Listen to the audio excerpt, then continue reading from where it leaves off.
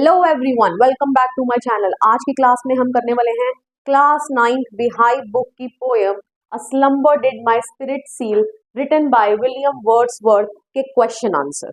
Poem मैंने आपको last class में समझा दी थी, नई वीडियो आपने देखी है तो एक बार उस वीडियो को चेकआउट कर लीजिए। फटाफट से क्वेश्चन आंसर डिस्कस करेंगे। देखिए, first question is a slumber did my spirit seal says the poet. ठीक है, पोएट ये चीज बोल रहा है, आपकी पोएम की फर्स्ट लाइन यही है और पोएम का टाइटल भी यही है। That is a deep sleep close of his soul और माइंड। ठीक है, देखिए a slumber did my spirit seal का यहाँ पर मीनिंग भी दे दिया गया है क्वेश्चन में। अगर लेट सपोज आपको क्वेश्चन इसका मीनिंग पूछ लिया जाता है, ठीक है, तो आपने यही मीनिंग लिख देना है, that is a deep sleep. Slumber मतलब यहाँ डेथ की बात की गई है तो वो डीप स्लीप लिख दिया। ठीक है, क्लोज ऑफ मतलब सील कर देना। ठीक है, उसने उसकी आत्मा को क्लोज ऑफ कर दिया है। स्पिरिट क्या हो गया, सोल को। ओके, या कह लो माइंड को। ओके, क्यों? क्योंकि पोएट ने अपनी बिलव्ड को खो दिया है और वो जो डेथ है उससे उसकी आत्मा को चुरा ले गई है। मतलब कि कहीं ना कहीं वो बहुत ज्यादा सैड है, शॉक्ड है, सरप्राइज है after losing his beloved one. Okay, clear. अब क्या पूछ रहा है आगे, how does the poet react to his loved one's death. ठीक है, पोएट का क्या रिएक्शन है जब उसकी लव्ड वन की डेथ हो गई है तो। ठीक है, does he feel bitter grief, क्या वो बहुत दुख में है, और does he feel a great peace, या उसको बहुत शांति महसूस हो रही है। ओके, तो आपने क्या आंसर लिख देना है, the poet is shocked and surprised at the death of his loved one. ठीक है, वो ऑब्वियसली शॉक्ड है एंड सरप्राइज्ड है। सरप्राइज्ड क्यों है उसका मैंने आपको भी यहाँ बताया है reason. The poet was unaware of the harsh reality of life. Starting की 2 लाइन्स में हमें ये पता चलता है कि पोएट जो था वो अनअवेयर था, मतलब कि इग्नोरेंट था किसके बारे में, about the harsh reality of life, मतलब कि डेथ भी एग्जिस्ट करती है। ओके, कि death is the ultimate truth, वो इससे अवेयर नहीं था। उसको इसकी एक्सेप्टेंस हुई जब उसने अपनी बिलव्ड वन को खो दिया। Okay, next, he had never thought that death one day would take his beloved away from him forever। ठीक है, उसने ऐसा कभी नहीं सोचा था कि एक दिन जो डेथ है वो उससे उसकी बिलव्ड को हमेशा के लिए दूर ले जाएगी। On the contrary, he thought that earthly years would not have any impact on his beloved। ठीक है, उल्टा इसके विपरीत वो सोच रहा था, बिल्कुल इसके ऑपोजिट सोच रहा था। उसको ऐसा लग रहा था कि जो अर्दली ईयर्स है, मतलब कि जो टाइम बीतते जा रहा है इस अर्थ के ऊपर, ठीक है, इसका उसकी बिलव्ड के ऊपर कोई प्रभाव नहीं पड़ेगा, कोई इम्पैक्ट नहीं पड़ेगा। कहने का मतलब कि वो एज में आगे ग्रो भी कर रही है, ठीक है, अपनी मौत के टुवर्ड्स बढ़ रही है, क्योंकि मैंने आपको बताया था ना, जैसे जैसे हम उम्र में बड़े हो रहे हैं हम अपने अंत की ओर मूव कर रहे हैं, राइट। तो उसने ऐसा कभी सोचा भी नहीं था। He grieve sorrowful on his beloved's death. ठीक है, तो ऑब्वियसली वो बहुत ज्यादा क्या हो जाता है, सॉरोफुल मतलब उदास हो जाता है। And was not ready to accept the reality, और वो रियलिटी को एक्सेप्ट करने के लिए तैयार नहीं है। Death does not make any one feel good. ठीक है, डेथ कभी भी किसी को अच्छा महसूस नहीं करवा सकती। He feels a deep sense of grief. ठीक है, तो इसलिए वो बहुत ही दुखद है, ठीक है, बहुत ज्यादा दुख महसूस कर रहा है अपनी बिलव्ड को खोने के बाद। ओके, आई होप सो आपको आंसर 1 क्लियर हो गया। Moving on to the next question, the passing of time will no longer affect her says the poet. ठीक है, ये आपकी बुक की लाइन है, ठीक है, 3rd लाइन दे रखी है I think so. Which line of the poem says this. ठीक है, पोएम की कौन सी लाइन ये आपको बता रही है। ठीक है, तो पोएम की लाइन लिखनी है वो।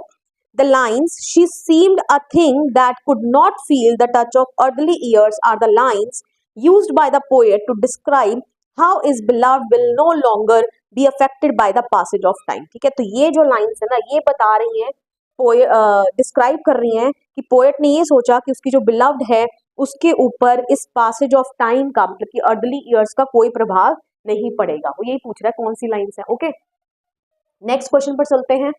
How does the poet imagine her to be after death. तो पोएट अपनी बिलव्ड के बारे में क्या सोच रहे हैं जब उनकी डेथ हो गई है, तो पोएट क्या सोच रहे हैं कि अब वो कहाँ है, ठीक है, कहाँ एग्जिस्ट कर रही है।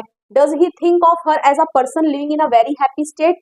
ठीक है, क्या पोएट ने कुछ ऐसा बोला है जिसके तहत जो उनकी बिलव्ड है उनको एक लिविंग बीइंग बताया गया है जो कि अभी बहुत हैप्पी स्टेट में है। ऐसा तो कुछ नहीं है, आपकी पोएम में ऐसा कुछ नहीं बताया गया।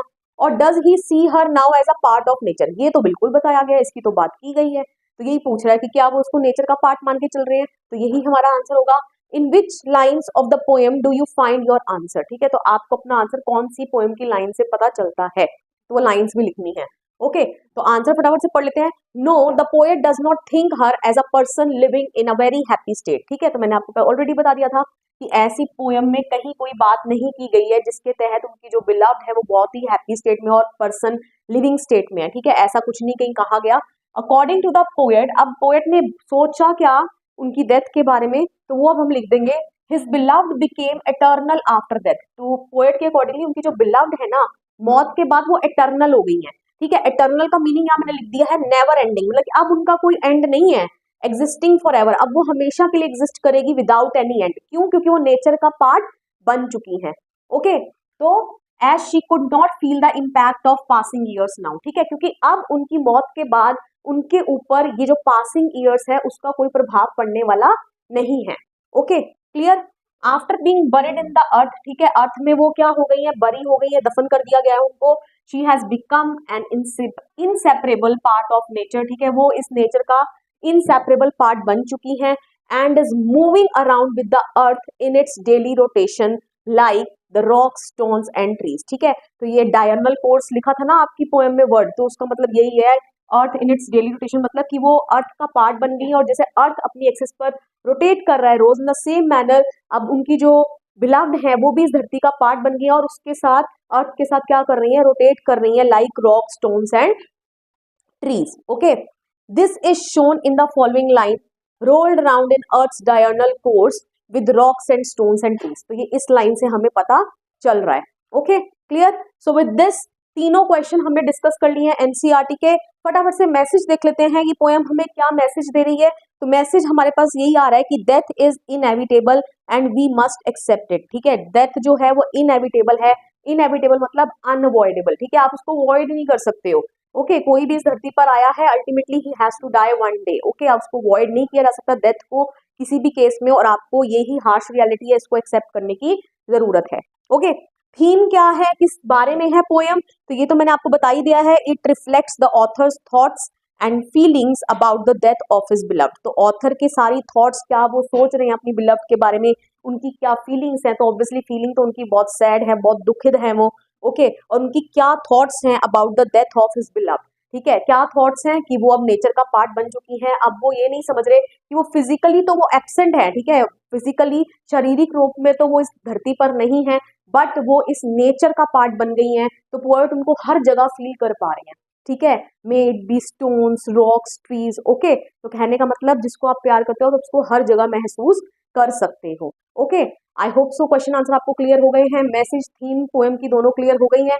वीडियो पसंद आया हो वीडियो को लाइक करिए, शेयर करिए, कमेंट करके बताइए वीडियो आपको कैसा लगा, and please don't forget to subscribe my channel. मिलेंगे नेक्स्ट वीडियो में, टिल देन बाय बाय।